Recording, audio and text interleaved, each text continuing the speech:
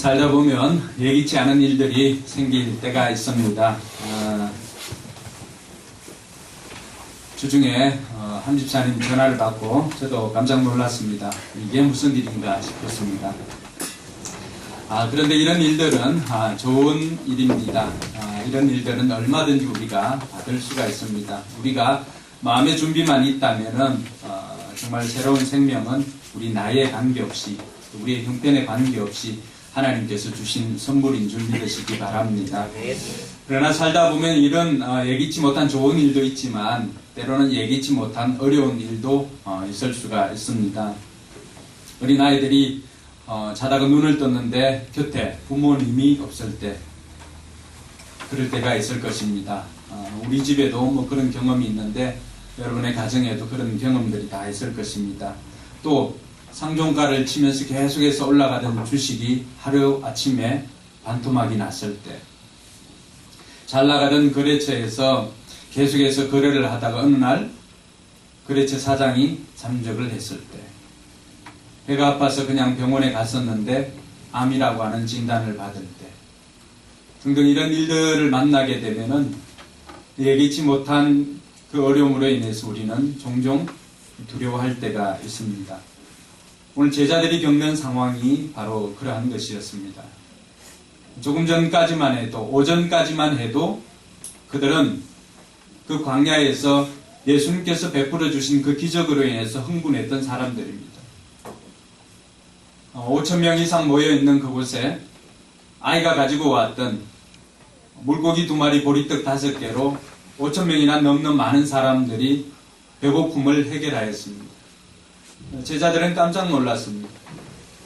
아무것도 없었지만은 그 아이가 가지고 왔던 그 작은 도시락, 그 도시락을 가지고도 예수님께서는 큰 기적을 베풀어서 수많은 사람들을 먹고 남음이 있는 그 풍성함을 배설해 주었던 것입니다.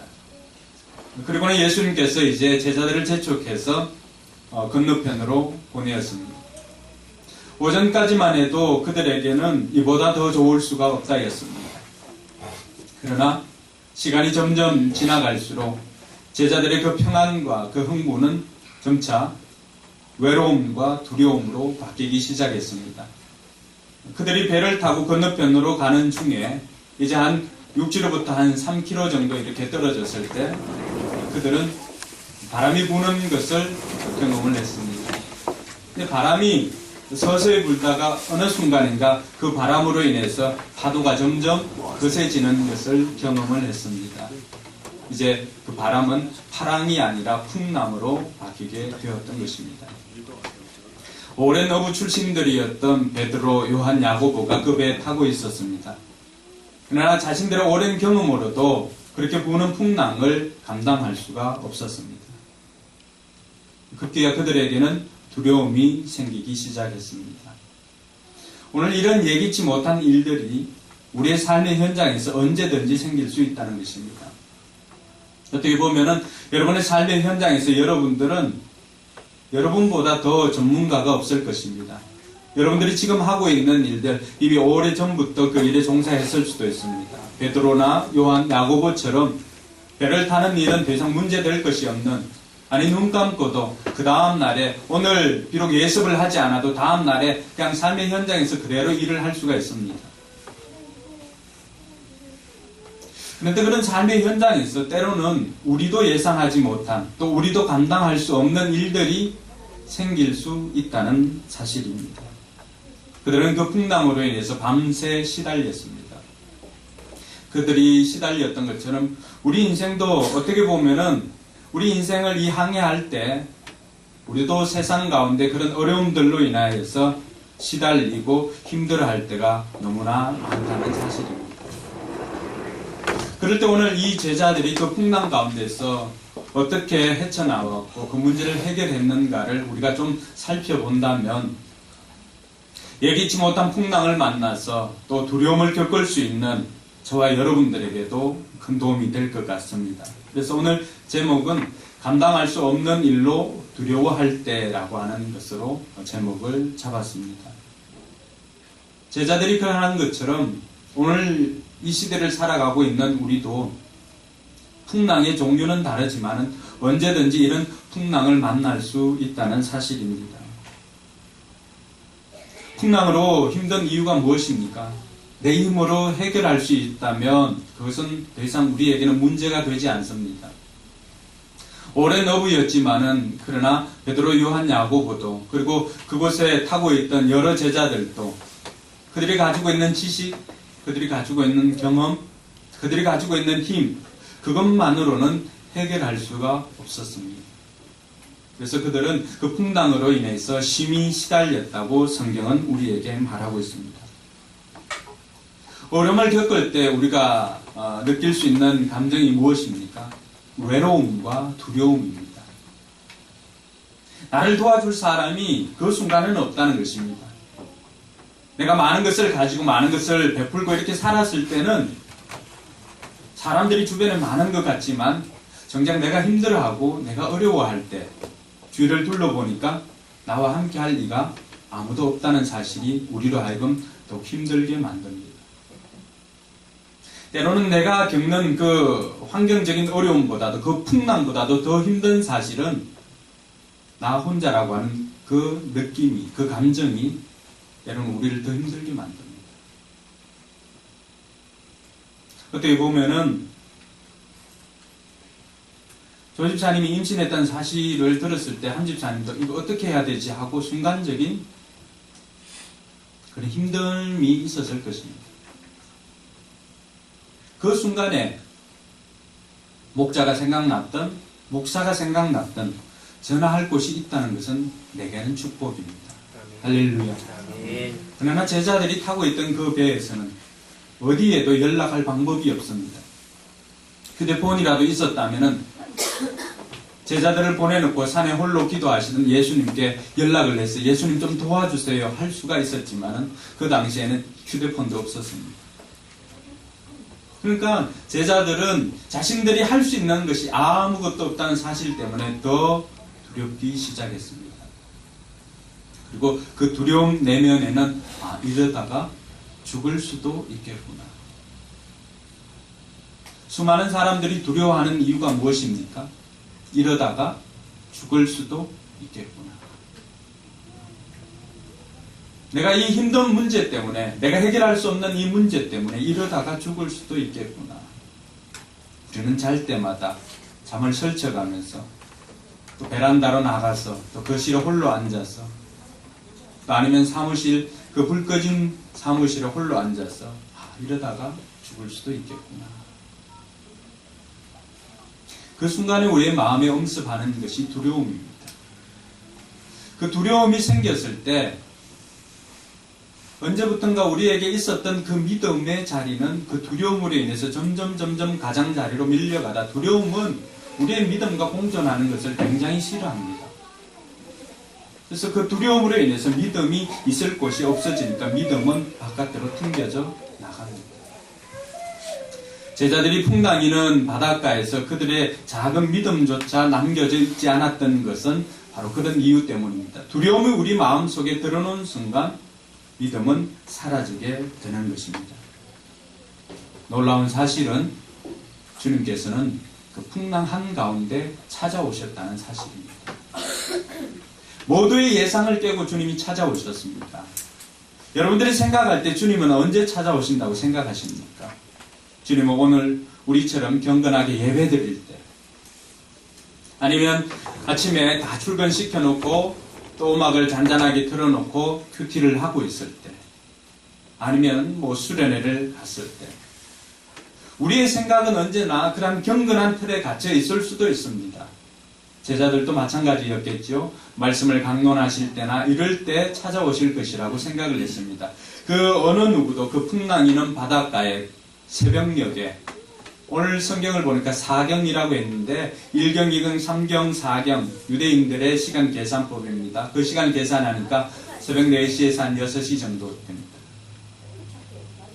오후에 출발했던 그들이 밤새도록 시달리고 새벽녘에 예수님께서 그 풍랑이는 바닷가로 찾아오셨다는 사실입니다. 사랑하는 성도 여러분, 예수님의 찾아오심은 우리의 기대와 상식과는 다르게 역사합니다.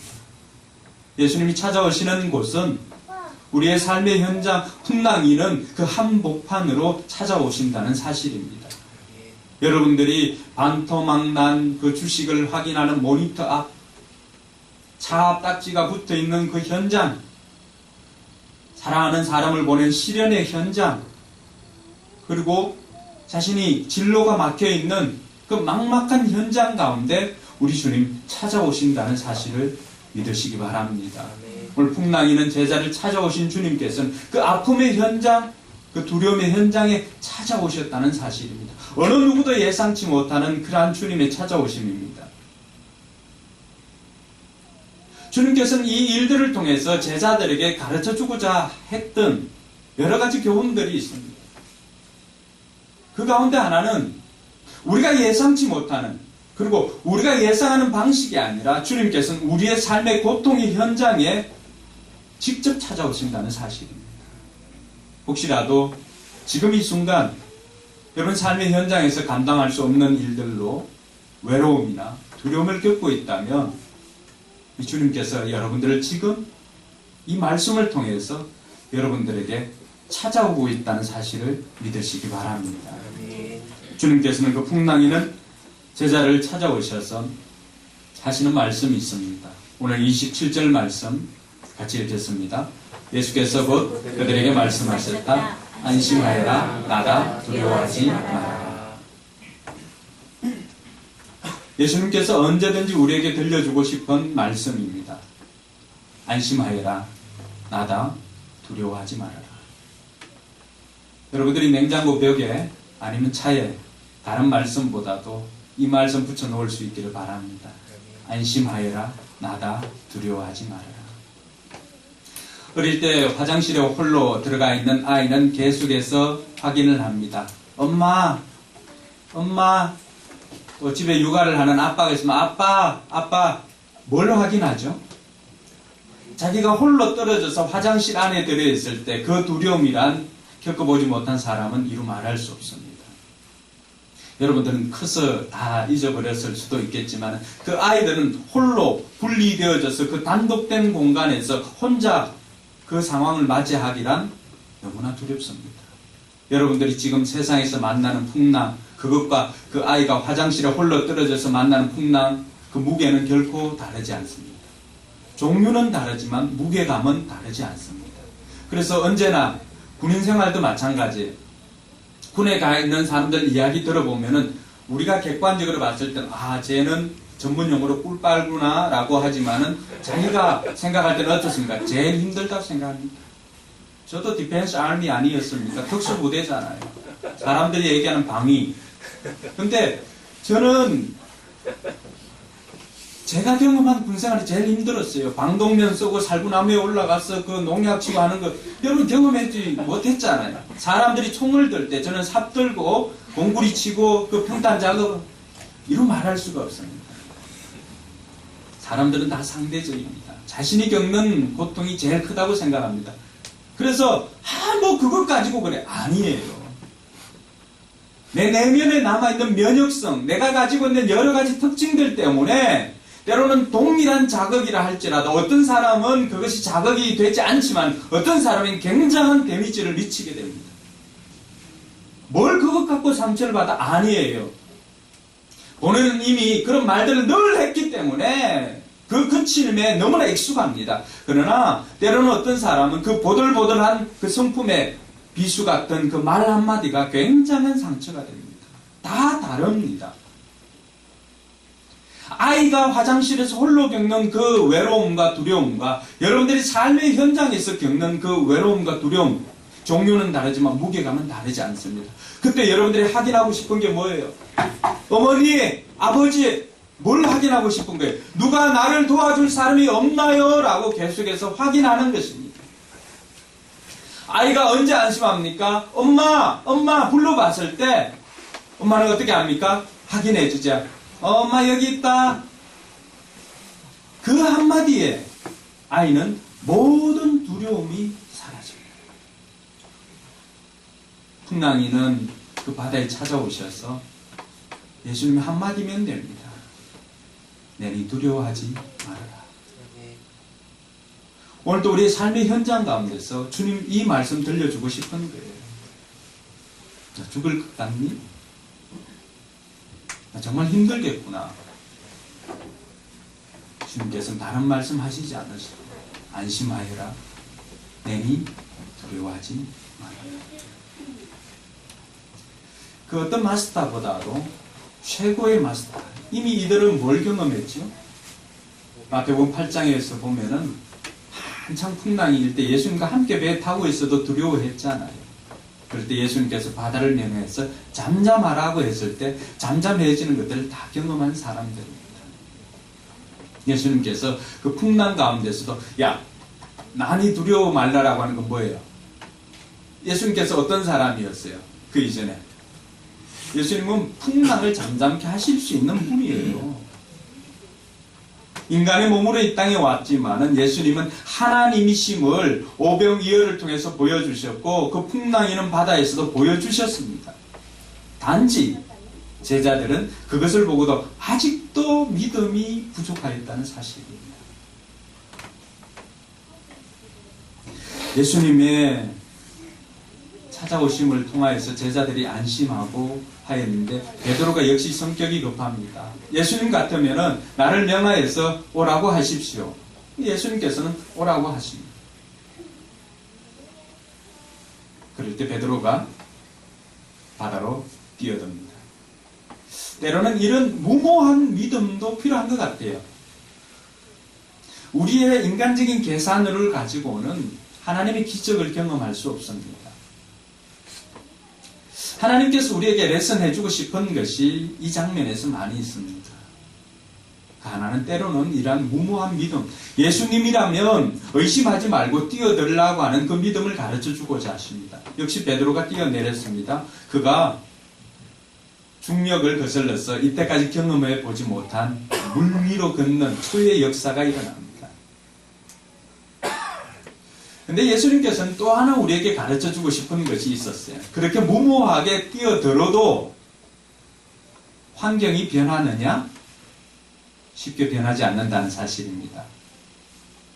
베드로가 그 바다를 뛰어들어서 한 걸음 두 걸음 걸어갈 때 베드로 앞에 나타난 것은 예수님이 아니었습니다. 예수님과 베드로 사이에 얼마 안 되는 간격이지만 그 중간을 삐집고 지금 어떤 상황이에요? 풍랑이 확 일어납니다. 거센 바람으로 말미암아서 그 바다는 여전히 풍랑 가운데 있었다는 사실을 우리가 기억을 해야 합니다. 내가 믿음으로 살아야지 결단하고 나섰을 때도 여전히 우리 인생 가운데는 풍랑은 계속해서 일어나고 있다는 사실입니다. 부는 바람으로 말미암아서 파도가 베드로 앞을 확 스치니까 베드로가 순간 예수님을 보는 그 눈이 땅으로 꽂히니까 바다입니다. 캄캄한 바다 속에 하염없이 베드로의 몸이 빠져 들어가고 있습니다. 우리는 내가 예수님 믿기만 하면 모든 문제가 만사형통 될 것이라고 생각합니다. 때로는 그렇습니다. 그러나 어떤 경우에서는 예수님께서 또 다른 것들을 우리에게 가르쳐주고자 합니다. 오늘의 경우가 그렇습니다. 물론 뛰어들었을 때 순간적으로 그 잠깐이지만 기적을 경험할 수 있습니다. 경험을 했습니다. 그것을 통해서 하나님께서 오늘 예수님께서 베드로에게 또 한 가지 레슨 해주고 싶은 것은 그럼에도 불구하고 풍랑이 사라지지 않을 때 너 어떻게 할 거야? 예수님께서 우리 가운데 행하신 일들을 보면은 우리가 어떻게 해야 하는지를 알 수가 있습니다. 오늘 예수님께서 나와서 행동을 할 때마다 나왔던 단어가 부사, 시간적인 부사가 3번 반복되어집니다. 혹시 보셨을지는 모르겠지만 22절에 보면은 곧이라고 하는 단어가 나옵니다. 개역개정에는 즉시 나옵니다. 즉시. 27절에도 곧 나옵니다. 31절에도 곧 나옵니다. 22절에 나오는 곳은 예수님께서는 제자들이 지금 출발하지 않으면은 한참을 걸렸어야 갈 수 있기 때문에 지금 주변 상황이나 여러 가지들을 보니까 제자들이 지금 출발하지 않으면 안 되는 거예요. 그래서 제자들을 곧 보냅니다. 즉시 보냅니다. 그리고 예수님께서는 그 오병이어 기적을 경험했던 그 사람들을 뒤치다거리를 예수님께서 홀로 다 하십니다. 제자들을 먼저 보냅니다. 그러고는 예수님께서는 기도하러 올라가셨습니다. 제자들이 풍랑과 씨름할 때 예수님께서는 기도로 씨름하십니다. 이분 믿을만 하지 않을까요? 우리는 삶의 현장에서 그 문제로 씨름하지만 예수님께서는 우리를 위해서, 사명을 위해서 그곳에서 씨름하고 계십니다. 27절에 나오는 곳은 어떤 경우였습니까?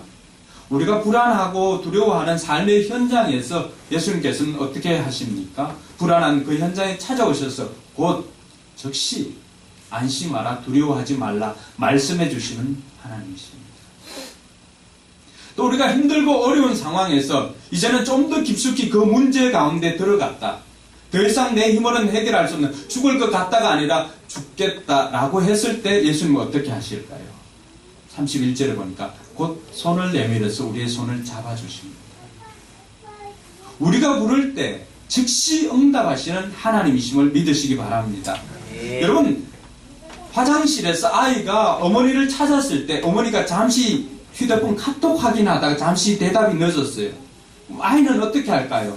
계속해서 부릅니다. 엄마, 엄마. 그 두려움이 극에 달합니다.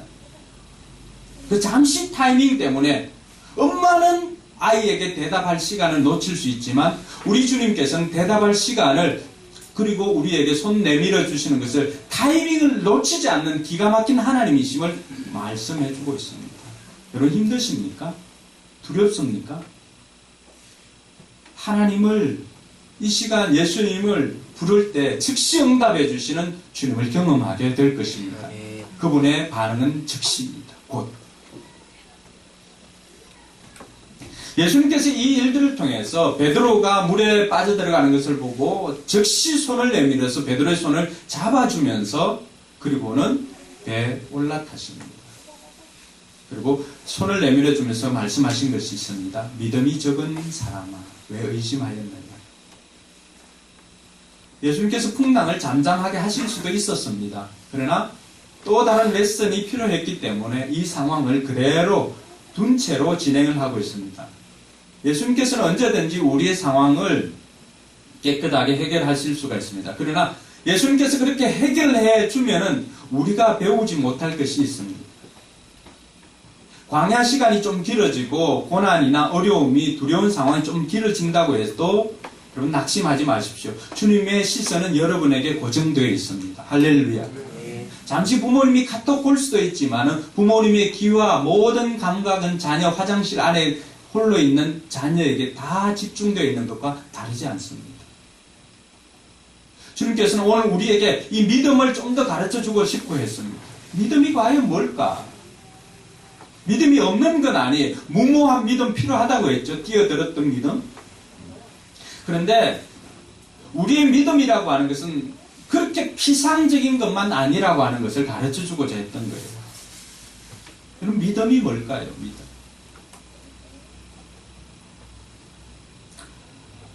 C.S. 루이스가 우리에게 이 믿음에 대해서 굉장한 도전을 줍니다. 믿음 같이 한번 읽어볼까요? 믿음이란 감정 변화에도 불구하고 일단 이성을 통해 받아들였던 사실을 단단히 붙잡는 기술을 말한다. 기분은 시시때때로 달라지기 마련이므로 무엇이든 이성의 시각을 쫓아라. 이게 뭔 말이냐 그러면은 감정을 믿지 말고 이성을 따르라고 하는 거예요. 오, 영성을 따르는 거 아니야? 라고 생각할 수도 있잖아, 그렇죠? 근데 예수님께서 오늘 베드로에게 한 번 더, 한 가지 더 가르쳐 주고 싶어 했던 것, 그리고 저도 여러분들에게 한 가지 더 가르쳐 주고 싶어 하는 것이 바로 이거예요. 믿음이라고 하는 것은 그러니까 단순 무식이 아니다라고 하는 것을 가르쳐 주는 거예요. 때로는 단순 무식도 필요하지만 믿음이라고 하는 것은 내 감정 변화에 따라서 천차만별로 예배드리고 은혜 받으면 그래 믿음 이거지 이게 아니라 삶 속에서 여러분들이 경험했던 그 하나님, 기도를 했을 때 응답해 주셨던 하나님, 그 하나님을 아는 지식, 그 이성이잖아요. 아, 하나님은 이럴 때 이렇게 도와주셨구나. 내가 힘들 때, 내가 어려울 때 이걸 도와주셨지라고 하는 그런 이성, 그런 경험들, 그런 지식, 예수님을 알아간 그 지식들을 차곡차곡 재어놓고는 힘들고 어려울 때 그걸 사용하라고 하는 거예요. 공군 사관학교나 사관 이 파이로트들이 귀가 딸도록 듣는 말이 있습니다. 계기판을 믿지 이성을, 감각을 믿지 말고 계기판을 믿으라고 하는 이야기입니다. 뭐냐 그러면은 비행기를 타고 창공을 하늘을 이렇게 날아서 뭐 어떤 데는 이렇게만 납니까? 뒤집어지기도 하고 이렇게 막 날기도 하잖아요. 그죠? 고개 비행도 하기도 합니다. 어느 순간 이렇게 뒤집어졌을 때 하늘이 바다 같고 바다가 하늘 같을 때가 있습니다. 그래서 이 사람들은 그 순간에 속도를 확 올립니다. 떨어지면서 이렇게 바뀌니까, 그래서 바다를 하늘처럼 알고 어떻게 합니까? 속도를 확 올리니까 그대로 내리꽂힙니다. 베테랑이라서. 그래서 그들은 귀가 딸도록 듣는 것은 감각을 믿지 말고 계기판을 믿으라고 합니다. 감각 운행을 하지 말고 계기 운행을 하라고 말합니다. 다른 것은 다 변화되고 속일지라도 계기판은 그래도 믿을만 하다라고 하는 거죠. 우리의 감각은 시시때때로 변합니다. 환경 시시때때로 변합니다. 그러나 변하지 않는 것이 하나 있다면 하나님께서 우리를 향한 그 사랑입니다.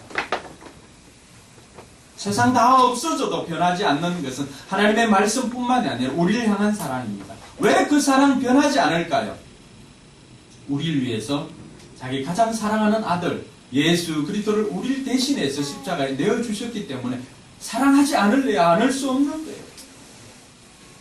그 사랑 때문에 변하지 않는 사랑으로 오늘도 저와 여러분들이 우리 주님을 부를 때 즉시 응답하시는 하나님이심을 경험할 수 있기를 바랍니다. 그렇게 경험되어진 하나님, 그러니까 벽장 속에 그냥 두지 말라는 거예요. 우리의 실수는 뭐냐? 경험했던 하나님을 늘 잊어버린다는 거예요. 잊어버린다. 기도 응답을 받았던 날이 얼마나 많았습니까? 그런데 그 기도 응답 받은 것은 그때 일이에요. 지금 내 상황과는 전혀 도움이 안 된다는 거예요. 이게 베드로가 오늘 다시 한번 레슨을 받았던 이유입니다. 오늘 저와 여러분들의 삶에 풍랑이 끊이지 않는 이유가 바로 이것이에요. 예수님께서 우리에게 가르쳐주고자 했던 레슨은 다른 거 아니에요. 너희들이 순간순간 살아오면서 경험했던 기도 응답을 통해서 알았던 그 하나님, 예수님, 그 이성을 이제 붙잡고 나가라고 하는 거예요. 그래서 순간순간 상황이 생겼을 때 감각을 믿지 말고 감정대로 두려워하지 말고 경험했던 그 하나님으로 말미암아서 그것을 붙잡으라고 합니다.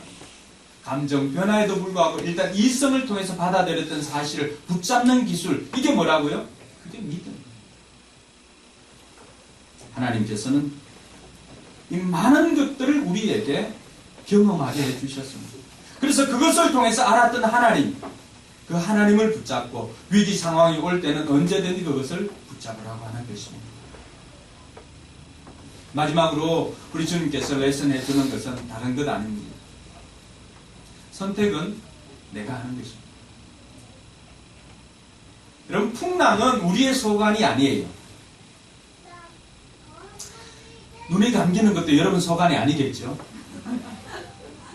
곧 끝납니다. 길을 여는 것은 여러분 선택입니다. 마찬가지예요. 풍랑은 우리의 소관이 아닙니다. 풍랑은 우리가 어떻게 할 수 있는 게 아니에요. 우리 인간이 풍랑을 좌지우지할 수는 없습니다.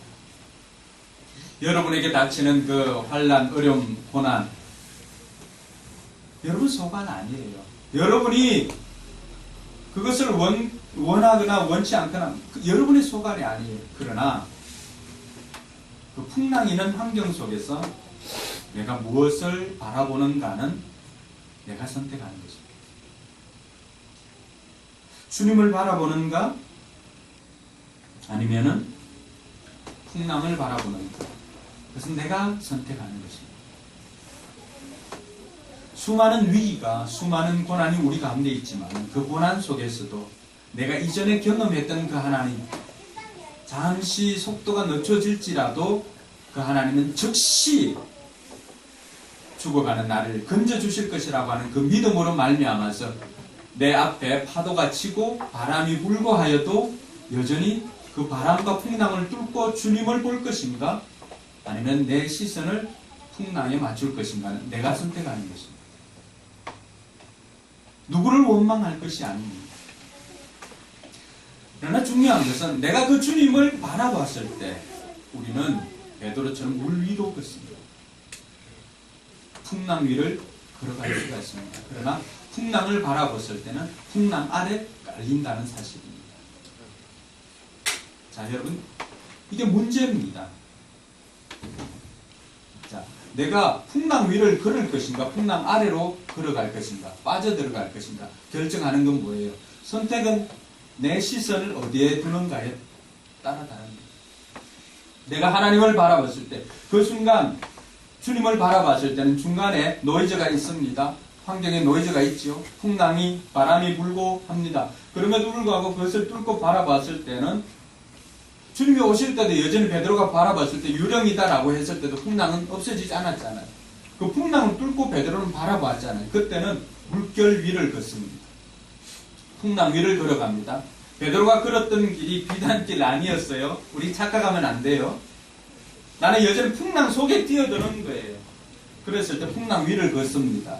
나 베드로가 그 시선을 주님께로부터 놓쳤을 때, 풍랑을 바라봤을 때는 베드로는 어디를 걷고 있습니까? 물속으로 하염없이 걷습니다. 이 차이입니다. 그럼 문제 위를 걷겠습니까? 문제 아래 깔리겠습니까? 그래서 하나님의 선택이 아닙니다. 우리의 선택입니다. 하나님께서는 언제든지 손을 내밀 준비를 하셨습니다. 말씀에서 확인했지 않습니까? 살려주세요. 곧 즉시 손을 내밀어 붙잡습니다. 두려워했다. 곧 즉시 안심하라. 두려워하라. 말씀해 주십니다. 내 시선을 어디에 두는가에 따라서 우리는 그 소리를 들을 수 있고 그 도움을 받을 수가 있습니다. 문제를 볼 것인가? 주님을 볼 것인가? 풍랑을 볼 것인가? 주님을 볼 것인가? 여러분의 선택에 달려 있습니다. 이번 한 주간 여러분 어떻게 살겠습니까? 주일날 이렇게 와서 예배 드렸다고 해서 여러분 삶의 현장에 복귀했을 때 서류들이 다 정리되어 있을까요? 거래처 사람들이 깨끗하게 클리어하게 정리되어 있을까요? 여전히 여러분 미워하는 사람이 클리어하게 정리되어 있을까요? 그렇지 않을 경우가 훨씬 많습니다. 그럼에도 불구하고 이전에 그들에게 포커스를 맞추었다면 이제는 그들이 아닌 여러분들이 지금까지 경험했던 그 주님께 포커스를 맞추시기 바랍니다. 그 주님께서는 안심하라, 내니 두려워하라, 두려워하지 말라 말씀해 주십니다. 그리고 여러분 그 어려운 가운데서 즉시 손을 내밀어서 건져 주실 것입니다. 기도하겠습니다.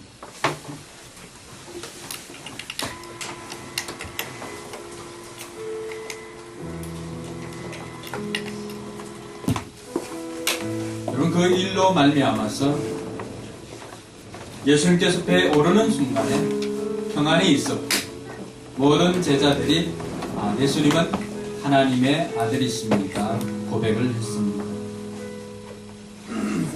이것이 예수님께서 우리에게 때로는 그 풍랑 가운데서 우리가 배우고자 하는 레슨입니다.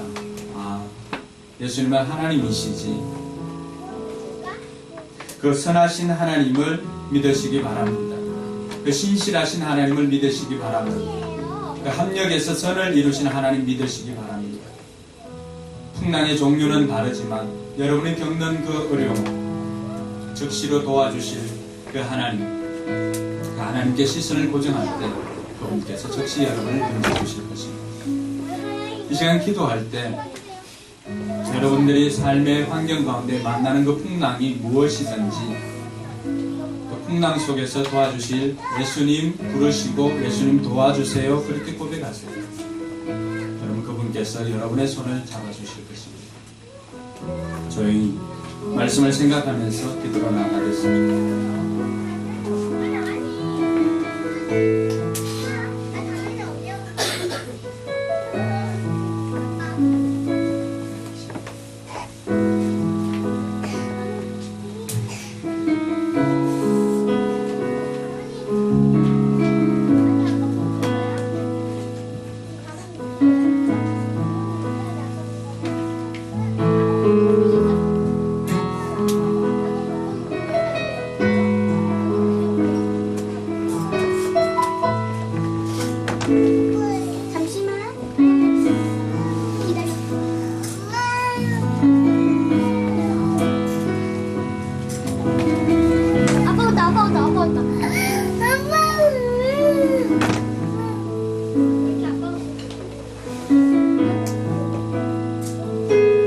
우리 이제 자리에 일어나서 찬양할 때 하나님 난 이번 한 주 이렇게 살겠습니다. 결단하시고자 하는 분들은 찬양 중에 그냥 서비스를 하시고 기도로 나가도록 하겠습니다. 내게로부터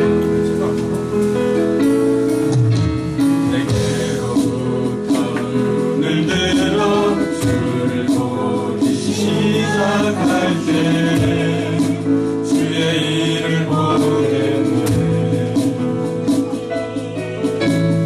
나는 돌이키사 하늘의 꿈꾸게 하네. 주님을 볼 때 모든 시선을 주님께 드리고 살아계신 하나님을 느낄 때 내 삶은 주의 역사가 되고 하나님이 일하기 시작 모든 시선을 주님께 드리고 전능하신 하나님을 느낄 때 세상은 주의 나라가 되고 하나님이 일하기 시작 모든 시선은